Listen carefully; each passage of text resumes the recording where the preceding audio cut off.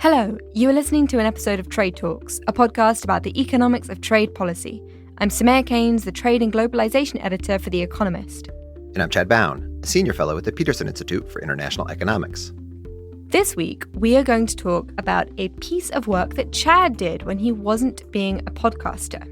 Now, self-promotion does not come easily to Chad, but I said, what is the point of having a podcast if you can't promote your own stuff? And he said, okay, we can do an episode, but only if we can get Emily Blanchard on as well. So we're going to hear from Emily about a recent paper that we put out with David Chor. Emily and David are both at the Tuck School of Business at Dartmouth College, and the paper is about the trade war in U.S. politics. And just as an editorial note, we recorded this episode with Emily just prior to the announcement of the Phase 1 deal between the United States and China. So here I am with Chad, obviously, and also Emily. Emily, hello. Hello. I'm going to give a quick summary of what I think you did, and then we'll dive into the weeds. Just stop me if I get something wrong. So the big question here is, did the trade war affect the November 2018 midterm elections? Did the people affected by all these tariffs vote any differently to the ones who were not affected? So far, so good. Thanks. Okay, so you look at three policies. You look at the Trump administration's tariffs and all of the tariffs. So the ones on China, steel, aluminium, washing machines, solar panels, the whole works.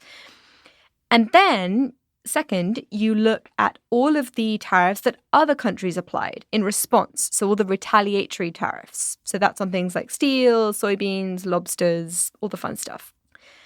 And then third, you look at the Trump administration's payouts to the farmers who got hit by the retaliatory tariffs. Yep. Just say yes after every sentence. Okay, thanks. Okay. So you look at those three things, those three policy changes, and then you work out where the people affected by those policy changes live. So what share of workers in a county were affected by one of these policies? Yep. So we're asking three things. First, whether people in the U.S. industries that got all of this new tariff protection were happy about it. So did counties with lots of workers in newly protected industries swing toward the Republicans in the 2018 elections? Second, we're asking how the places hit by the retaliatory tariffs, how they voted. And third, we're asking whether the payouts helped. Did those subsidies to the farmers in 2018, did it help the Republican candidates in the 2018 election? Before we go on, can we be just really clear about what you are not measuring? Because you're not looking here at the effects on people who suddenly had to pay all these tariffs, right? You're not asking, did the people paying the tariffs, did they swing away from the Republicans? Correct. Okay, so why? Because if you look at the debate out there, everyone's just jumping up and down about how Americans are paying the tariffs, or these American businesses paying for more expensive inputs. Doesn't that kind of seem important? It is, but there's a couple of reasons why we don't deal with it. Partly it's a data thing. We don't have great county level information on which industries are using the products that got hit by the tariffs. And second, when it comes to consumers, even though it can be important economically for households, I really don't think the effects are going to be really big enough or salient enough to matter for them politically and affect how it is that they're going to vote. But even if it were, it would be really difficult for us to work that out because basically we're going to compare places that were more or less affected by those policies and see how it shows up in the 2018 election. And it's really just difficult to work out whether consumers in one county were impacted differently than shoppers in some other part of the United States. It's just a really challenging thing to try to measure. Okay. Fine. So So, what were your priors going into this project? What does the academic literature say? So I want to be careful here because there's conventional wisdom among scholars about the influence of trade policy on voting. And that conventional wisdom is from lots and lots of research that was done before 2016 and this big trade war. So it used to be that we knew sort of a couple things from political science and from economics. Voters do seem to care about their self-interest particularly their job prospects, when they're thinking about their preferences over trade policy. But there's also a bunch of literature that suggests that, for the most part, voters aren't thinking about trade policy when they go to the polls. So the big drivers of voting are things like the Second Amendment and contraceptive rights and maybe big economic policy changes like Social Security. So we really weren't sure what we would see after the trade war. Okay, let's talk about the methodology here. When you were working out how to answer this question of whether trade policy affects voting behavior, what mistakes were you trying to avoid? What sort of techniques would a terrible political economist have tried to use that you didn't want to use? The name of the game is to isolate changes in voting that are plausibly caused by a trade war and not something else. And so if we weren't careful with the data, if we did a bad job, we wouldn't be isolating those changes. So it's tricky to do in this context because voting is driven by all kinds of things: demographics, economics, previous voting patterns, maybe even the way a campaign is run in a particular state. Maybe there's also a governor running at the same time, or maybe there's the power of incumbency. And so what we needed to do was control for all of these potential confounding factors that could otherwise give us a spurious correlation between the influence of the trade war in the local economy and the voting patterns and the changes in voting patterns that we see in the data. Right. If you find a correlation between the trade war and votes, you want to be really sure that it's the trade war that's driving all the action and not something else. Okay. Chad, what did you find? All the effects we found were in the right direction that we expected.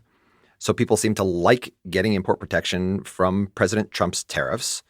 They did not like getting hit with the retaliatory tariffs. And the farmers did like the subsidies that they received. Of those three estimates, though, the first one wasn't statistically different from zero. So we can't rule out the possibility that people didn't actually care about the benefits provided by President Trump's tariffs. Can you tell whether there are any of the sub-policies that are driving this? So is it any particular retaliatory tariff? Was one country very good at designing its retaliatory tariffs? Yeah, so the results are really coming out of the agricultural retaliation. Now, a lot of countries retaliated over agricultural products, but it really seems to be driven by the retaliation of China. Okay. So these results make sense to me. You've got one bunch of people who have been hurt by tariffs, and then you've got a different bunch of people who have actually been helped because their foreign competitors are now being hit by tariffs.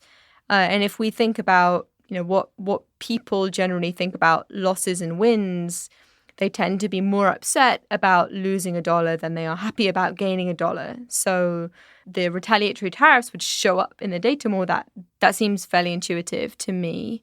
But just on these second two effects, we have the retaliatory tariffs and the subsidies, and they're going in opposite directions, obviously.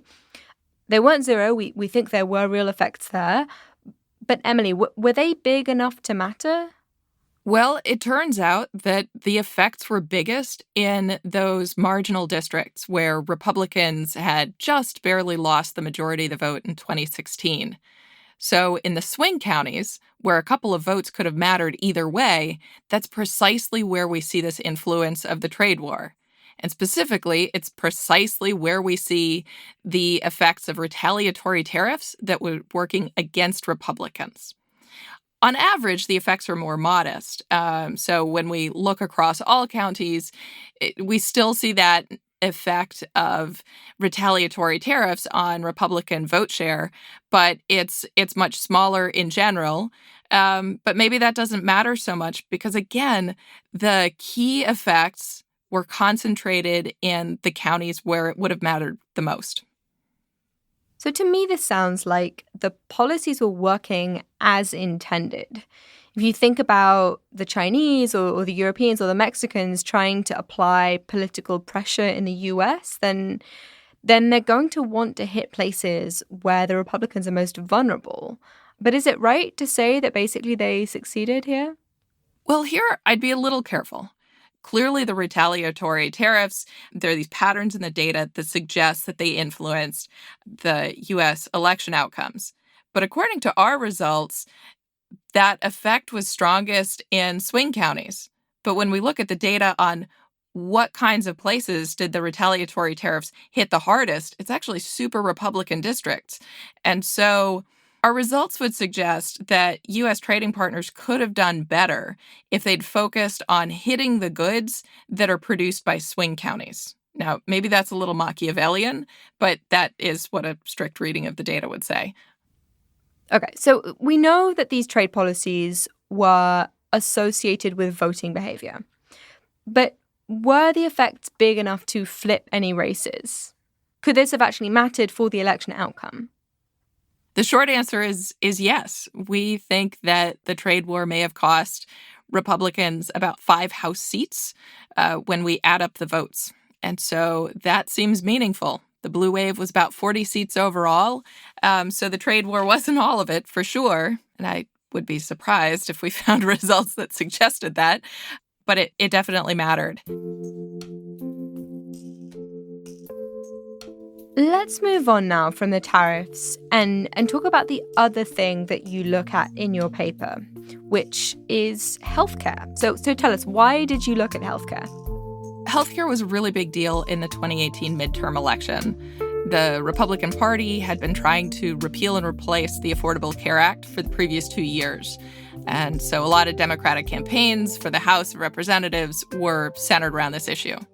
So it was important to include this for 2 reasons. First, just as a control. It's entirely possible that, for all we knew, healthcare was correlated with trade war exposure. And so we wanted to make sure that healthcare wasn't somehow driving our results that we would otherwise attribute to the influence of the trade war. But it's also a really cool thing to include in the analysis because we wanted context. So including healthcare allows us to compare the estimated influence of the trade war with something else, namely all of the policy conversation around healthcare and the Affordable Care Act. We could compare the size of our estimated effects. And that would give us a bit of a benchmark to say, these results make sense or these results don't make sense. I'm convinced that healthcare was a good thing to look at. So what did you do and what did you find? So the first thing we did is a bunch of homework from colleagues who are not trade economists, but actually think about healthcare policy, and the political influences of healthcare policy. And so one of the things we found is, and this makes sense, that one of the clear predictors of voters' preferences over healthcare policy is healthcare coverage. And so it's both the level of healthcare coverage, but even more importantly, it's the recent increase in healthcare coverage. So into our data, we included very detailed county-level information on how much local healthcare coverage had increased in the 5 years following the passage of the Affordable Care Act in 2010. And so when we looked at the influence of recent increases in healthcare coverage, what we found is that mattered too in elections. And specifically, maybe not surprisingly, that worked against Republicans. So in counties where healthcare coverage had increased a lot in the last 5 years, so following the passage of the Affordable Care Act, we found that those counties shifted systematically away from Republicans and towards Democratic candidates. Can you put numbers on those impacts? So when we do the math, it looks like healthcare may have influenced enough votes to cost the Republicans another 8 House seats in the 2018 elections. So a bigger influence than what we estimate for the trade war. Chad, were you surprised by those numbers? No, I wasn't surprised. The results actually make sense when you look deeper into the data. So the issue of healthcare and increases in health insurance coverage was much more widespread across the United States than the impacts of President Trump's tariffs, the retaliatory tariffs, or any of these agricultural subsidies. So healthcare was a bigger economic policy issue. And so from that perspective, it makes sense that it was also a bigger political issue in the 2018 election. When you hear about trade policy, you often hear that trade creates winners and losers, and you can have some very concentrated groups of people affected by this. Whereas healthcare, you might think, is a very broad policy area. And, you think about the impact of the China shock or the way that we think about trade policy working. It's actually not surprising to me that trade policy would sort of show up in an election disproportionate to the size of its actual economic significance, relative to healthcare, which is massive. I'm not, we have a trade podcast. Trade is massive, but healthcare was really, really massive. Do you think that this is an example of the concentrated effects of trade policy mattering here? No, I do. I think our results show that it actually takes a combination of factors for trade policy to matter in an election. There has to be a big enough economic effect, but then it has to be targeted in a place where it can actually make a difference. And our results suggest that a lot of places where, for example, the subsidies were having a big effect, that really wasn't going to move the needle on the election outcome because those were really highly Republican areas of the country that were just not going to change away from being Republican almost regardless of what you did. So in order for some of these policies to have an effect, they really need to be in these marginal places. And so it takes the combination of the economic effect and then it being geographically located in a place where it can actually make a difference. And in the case of healthcare, because it is such a bigger policy in terms of impacting much broader swaths of the country, there are many, many more marginal places where it could have an impact on an election outcome. Emily, let's go back to you. Just thinking back to these tariffs, I think it's tempting to take away from your analysis, and I suspect we've been speaking as though the claim is that the trade war caused a swing away from the Republicans in the 2018 election. How confident are you in that claim of a causal connection there? So what we do see are very clear patterns in the data. These patterns in the data we know are not caused by other demographic effects. They're not caused by the county level composition of the local economy. They're not caused by unemployment. They're not caused by healthcare. They're not caused by a whole host of previous voting patterns. And so it's hard to come up with a story that's not the trade war influencing the voting outcomes. But of course, we can't rule it out, right? I would be defying my profession if I aggressively claimed causal identification here. It's an event study. The tariffs happened. The elections happened after. We look at the relationship between the two. Chad, I have a question for you. Are you worried about some of the effects getting lost in the analysis? So, returning to my point earlier, you have these two offsetting effects. Now, you might have people, say, in the steel industry who are happy because they got tariff protection, but the people working nearby who want to use steel, they might be very upset because their bosses couldn't increase their pay because they were, having to pay loads more for their steel inputs. If you find no effect on the counties helped by the Trump administration's tariffs, could it be because these other effects are effectively canceling them out? So that could be part of what's going on here. I think there's definitely the sense that there could be more going on than we're able to measure with the data that we have. Though I do think we have a pretty good first approximation of what's really important. In the effect you mentioned, I think it actually would understate the negative impact of the trade war on the Republicans in the election. But the other thing to keep in mind is there could also be an offsetting positive effect of everyone else who suddenly gets these really cheap agricultural products because of the Chinese retaliation. So American farmers that raise pigs, for example, they now have access to really cheap soybeans as an input, as a feed to those pigs because of the retaliation. And we're not capturing that either. So there are some of these, what we call second order effects out there that we just aren't able to capture with the data that we have at hand. Last question goes to Emily. What does all of this mean for the next election? So a couple of observations. Tariffs have gone up, not down. This is true. U.S. tariffs have gotten bigger. Retaliatory tariffs have gotten bigger. This is all since the fall of 2018. And the U.S. ag bailout promises to get bigger. So I think the potential drivers are getting stronger, not weaker. There's also good reason to think that some of the producer side or the jobs effective tariffs may take a little while to unfold. When we were thinking about the 2018 elections, there might not have been enough time for retaliatory tariffs to influence all of the workers who would ultimately be affected. In the next election, we'll be 2 more years down the road, and so maybe we'll see stronger effects. We'll see. There's a lot of other stuff going on, all else equal, and it's a presidential election. So pretty much anything can happen. I feel like anything can happen between now and then. Short answer, I don't know, but the trade war is probably not helpful for Republicans. I'm hoping that will be the closest we come to a presidential prediction on Trade Talks. Emily, thank you so much. Thanks for having me. Chad, thanks for coming on Trade Talks. My pleasure. Okay, that is all for Trade Talks. A huge thank you to Emily Blanchard at the Tuck School of Business at Dartmouth College for the great research and also for keeping Chad out of my hair. And thanks to Daveen Chor as well, our other co-author. We're going to have Daveen come on in Trade Talks at some point later to talk about some of his other research. But for this one, we will post a link to the Trade War and Voting paper at the episode page of our website. That is at www.tradetalkspodcast.com.